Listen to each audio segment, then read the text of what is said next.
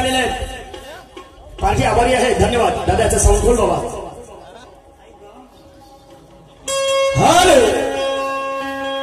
दोन्ही शहरांचे प्रारंभिक गणागौरीचे राऊंड समाप्त झाले आणि खऱ्या अर्थाने दुय्यमीला सुरुवात झाली. तर माय बाबू, तुमच्या सगळ्यांच्या साक्षी मी शाहीर साहेबांना एका प्रश्नाची विचारणा केली. म्हटलं मुंबई के बोला बोला बोला बोला सुधीर भाऊ, लवकर लवकर बोला. बिलकुल अर्धा तासाचा कधी 2 वाजले 2:30 वाजता फेर होता. हा बिलकुल बिलकुल ठीक आहे ठीक आहे ठीक आहे.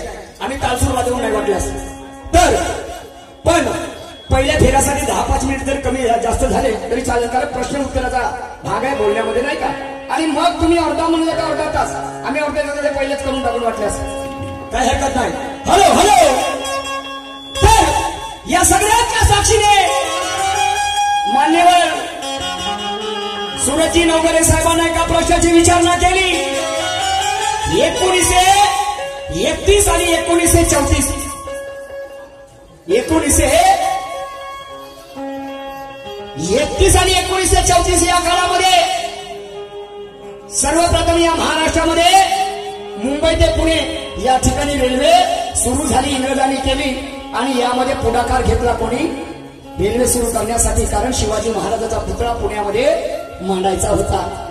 राजश्री शाहू महाराज, परंतु 14 ब्राह्मण लोकांनी त्याचा विरोध केला.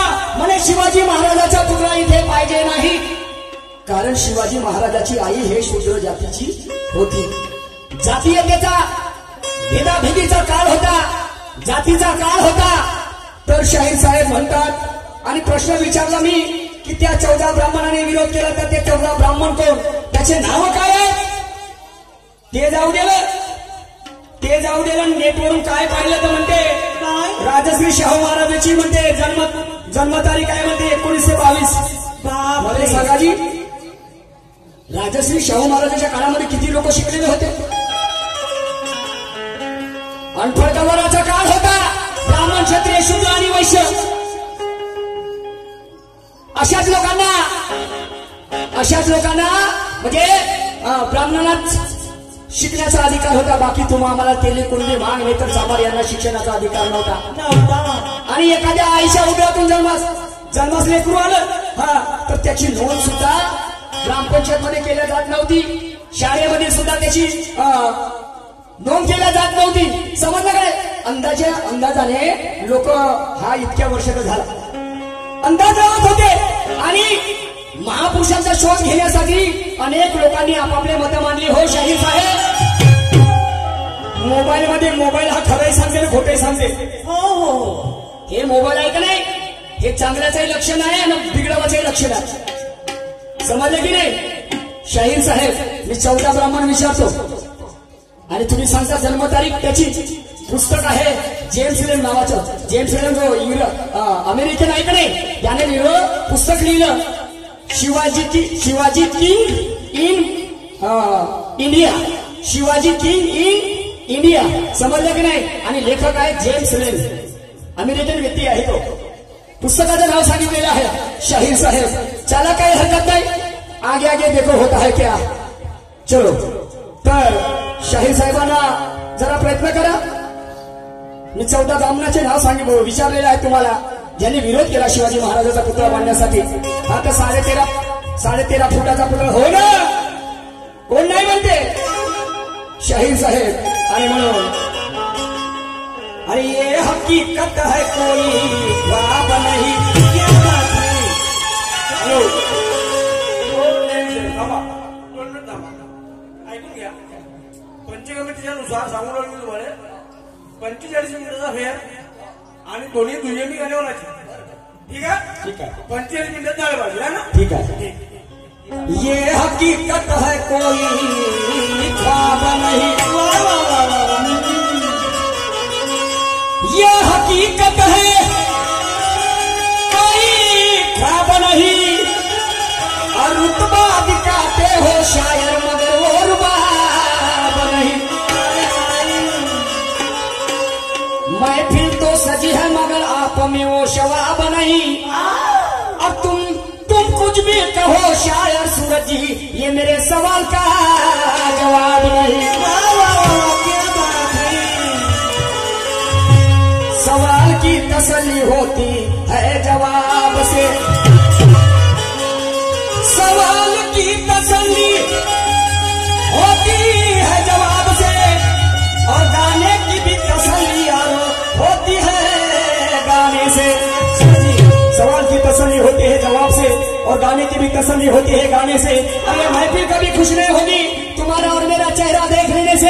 अरे खुद की तारीफ करना कोई बड़ी बात नहीं, मगर हमारी तारीफ होनी चाहिए इस जमाने से।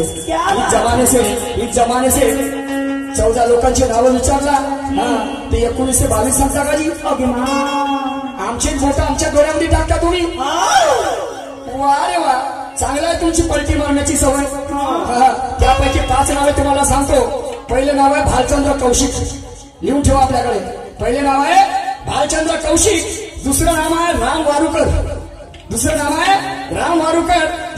आहे विजेंद्र ढगे, चौथं नाव आहे ओंकार तिवारी, आणि 5वं नाव आहे शैलेश पांडे। आम्हाला जे माहित आहे आम्ही तेच सांगू, समजलं का नाही? ते मुजुरीचे बाराण खेळताना मला माझ्या बाबांना शिकवलं, आणि ते शायरी मी पसंतही नाही करत, समजलं की नाही? काही सांगण्यामध्ये आमचे डोळा आमच्या डोळ्यामध्ये टाकून दे रे। वा रे पठ्ठन बिली के कट्टे।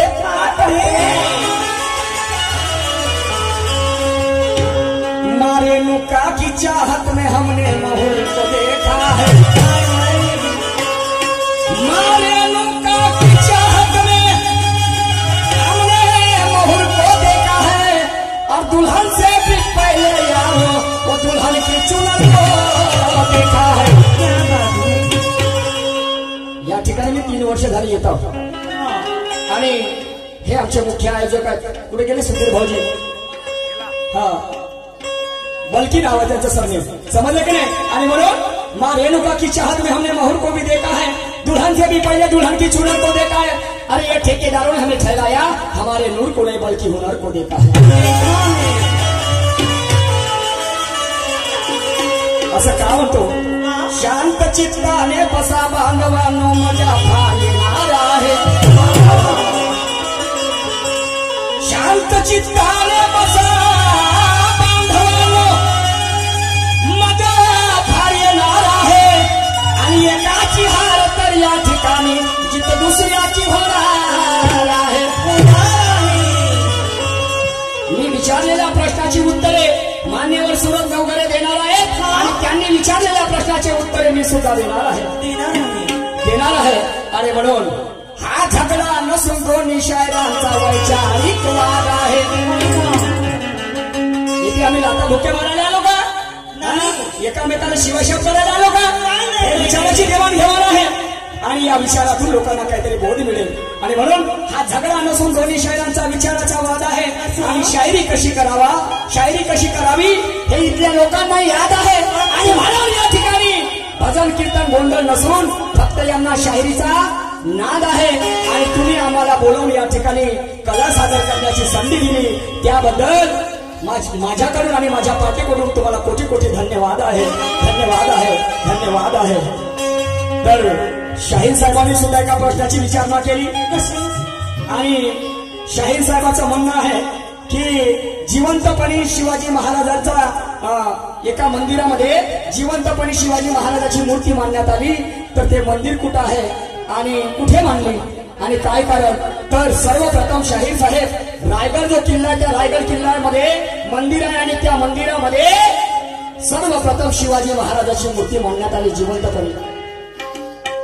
समजलं की नाही? तो एकच मंदिर नाही, तर तुम्हाला सांगतो प्रतापगड जो किल्ला आहे तिथे सुद्धा एक मंदिर आहे, आणि त्या मंदिर ते माहुली येथे आहे, लिहून ठेवा आपल्याकडे, माहुली येथे आहे, त्या ठिकाणी सुद्धा जिवंतपणे मूर्ती मांडली। सातारा या ठिकाणी सुद्धा शिवाजी महाराजांच्या मंदिरामध्ये जिवंतपणे मूर्ती मांडली। एवढंच नव्हे तर शिवाजी पार्क आहे, शिवाजी पार्क या ठिकाणी सुद्धा शिवाजी महाराजांची जिवंतपणे मूर्ती मांडण्यात आली, पण सर्वप्रथम रायगड किल्ल्यावर समजे। आणि म्हणून काय म्हणतो जरा लक्ष देऊ नये का?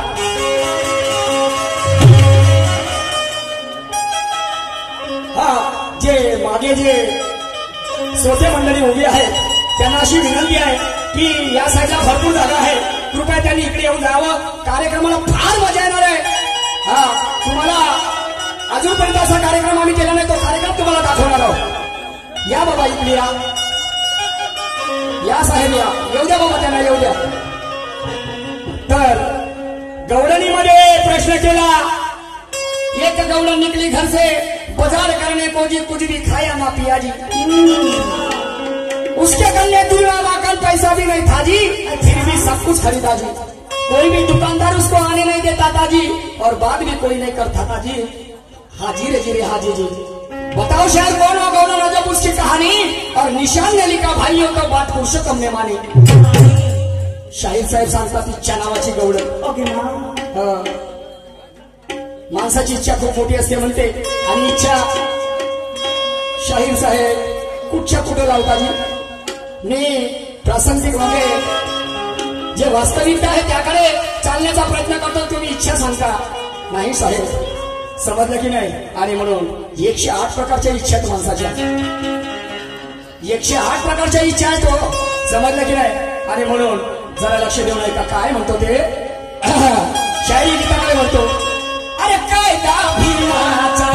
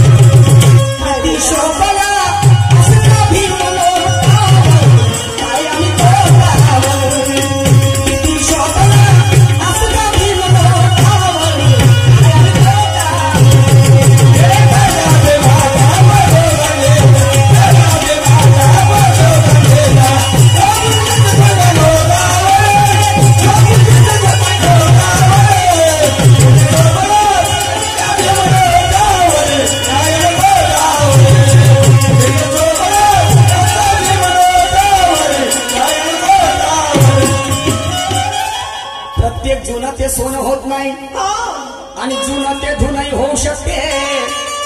पण नवघरे साहेब, धुण्याचं पाणी कुणी पित नाही. प्रत्येक जुनं ते सोनं होत नाही, जुनं ते धुनही होऊ शकते, पण धुण्याचं पाणी कुणी पित नाही. आणि मी शहाणा त्याला समजतो, गड्यावर सुरी आली तरी चालेल, मात्र सत्य सांगितल्याशिवाय राहत नाही, सत्य सांगितल्याशिवाय राहत नाही. पण काय होतं, जिथे सत्य सांगणारा दुजा होते तिथे चोराला सोडून संन्याशाला सजा होते. जिथे सत्य सांगणारा दुजा होते तिथे चोराला सोडून संन्याशाला सजा होते. आणि मंदिरशाहीमध्ये ज्याला ज्याला मजा येते त्याच्या घरी आसाराम बापूची पूजा होते. आणि म्हणून शायरी करना इतनी आसान बात नहीं मानने वाली. मैं तुमको कमजोर नहीं समझता, मैं आपका बहुत ध्यान हूं, मैं आपको दिल से मानता हूं. तोंडातून सोडावं, अंतःकरणात तुमच्यासाठी जागा आहे. कारण तुमची बुद्धिमत्ता, तुमचा अभ्यास, तुमची तर्कशक्ती, समझलं का नहीं. पर शायरी करना इतनी आसान बात नहीं, शायरी करना इतनी आसान बात नहीं. और स्त्री पुरुष और शिखंडी, इसके अलावा दुनिया में दूसरी कोई जात नहीं. मगर कुछ मक्कारों ने ये पेट भरने के लिए हमें जातियों में बांटा. कुछ मक्कारों ने ये पेट भरने के लिए हमें जातियों में बांटा. तो शायर निशान कहता है, ऐसे लोगों को पकड़कर और जगह देखकर मारो लात सही, मारो लात सही, मारो लात सही, मारो लात सही. शाहीर साहेब, अरे म्हणून काय म्हणतो, अरे कोण बनला गुरु, अरे कोण बनला चेला, कोण बनला चेला, जन्म ज्याचा झाला तोची नाही मेला, जन्म ज्याचा झाला तोची नाही मेला. मरण पावला तो वेगळाची, मरण पावला तो वेगळाची. काय म्हणतो आहे, हॅलो हॅलो, गुरु आणि शिष्याची चकमक आहे. अरे कोण बनला गुरु, अरे कोण बनला चेला, अरे जन्म ज्याचा झाला तोची नाही मेला. मरण पावला तो वेगळाची, मरण पावला तो वेगळाची.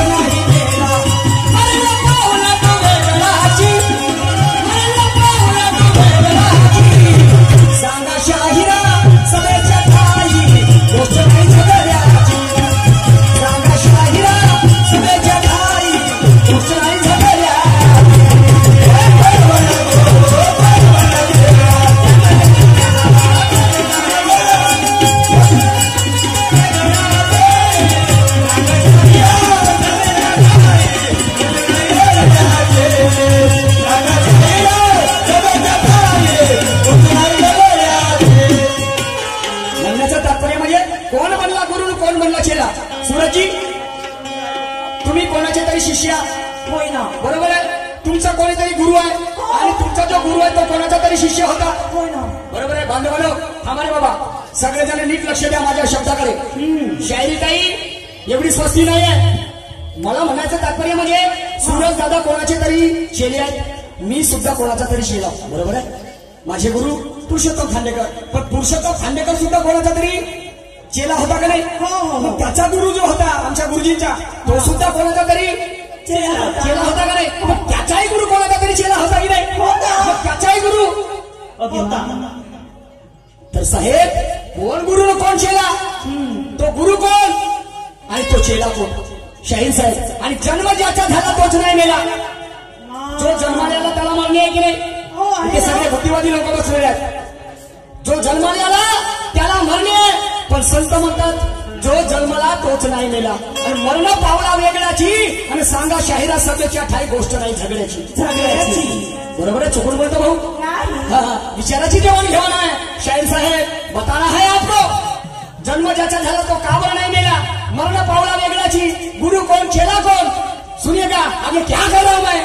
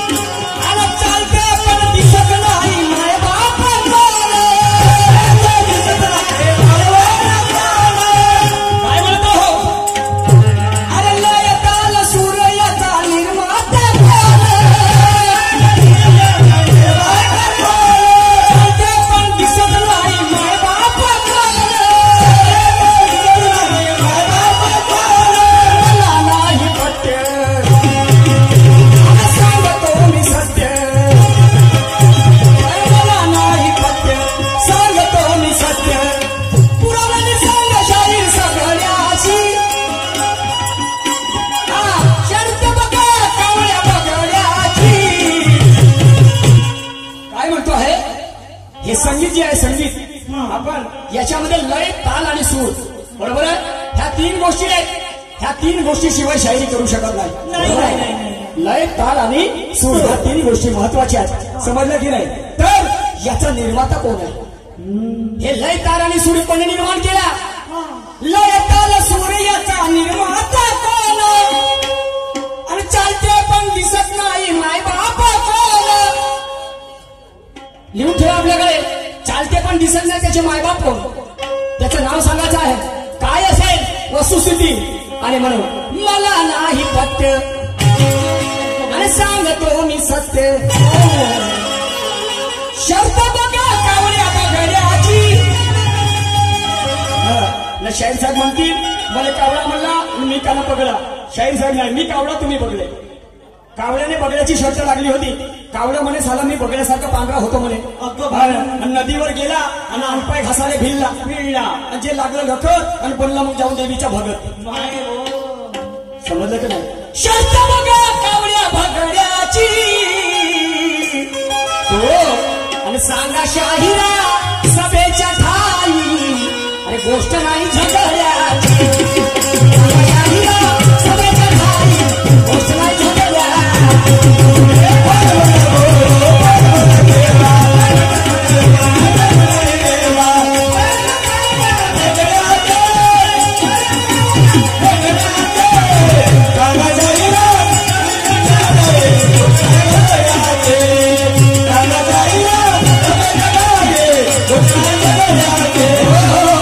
सदानंदजी बोबडे साहेब अमन यांच्याकडे या विचारधारेवरती 21 रुपयाची भेट मिळालेली आहे.